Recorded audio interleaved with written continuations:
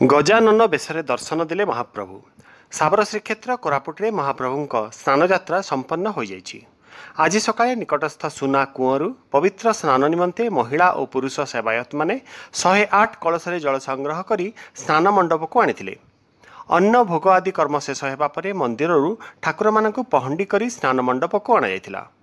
स्नान मंडप रे पूजार्चना करा जिबा परे ठाकुर मानकु स्नान करा जायथिला। तापरे हजार हजार भक्त महाप्रभु गजानन बेश दर्शन करथिले। जगन्नाथ मंदिर परिचालन कमिटीर संपादक जगबंधु सामल, ललाटेन्दु देव, भवानीशंकर आचार्य, भीमसेन जेना, अरुण कुमार दास, त्रिलोचन शतपथी, नीलाद्री पट्टनायक प्रमुख सदस्य माने उपस्थित थिले। वरिष्ठ सदस्य प्रफुल्ल चंद्र महापात्र सपत्नी कर्ता भावे जोग दैथिले।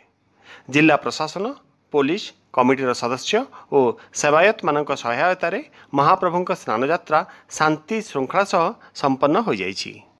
एवं एठारे स्नान विधि ठाकुर माने विजे कले सेठी अन्यान्य विधि मुताबक भोग राग पूजा धूम इत्यादि कार्य समापन हैला। तापर ठाकुर मानकर स्नान हैला। दुईटा ठाकुर मान स्नान 12:30 बेलू हैला।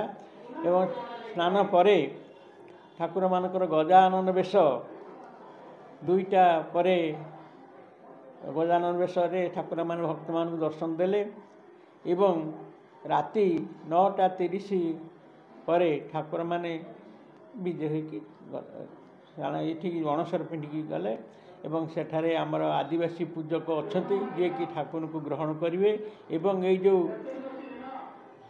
स्नान पूर्णिमा ठारू नेत्रोत्सव पर्यंत जो समय रहिला ठाकुर माने अणसर पिंडी रे गुप्त पूजा पाइबे। से गुप्त पूजा आमर आदिवासी पूजक अच्छे से परंपरा अनुसार आदिवासी परंपरा अनुसार से ठाकुर को पूजा करेंगे, भोगराग देवे, औषध पथी इत्यादि देवे। ये सब परंपरा रही।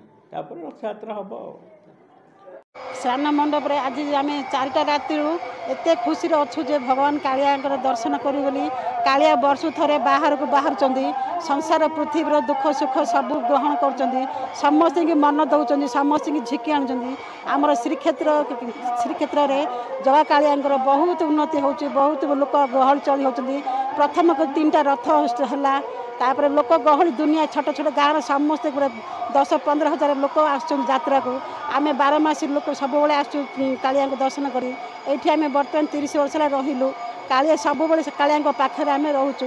एबे जो देवस्नान आज है एत खुशी लगे जे कहूँ नहीं। सांगर स्नान दर्शन कलु, ग्रहण कर छुईलु, आम पहंडी कलु। पुणी 108टा पानी आम कूँ को जाकर पानी आणिलु।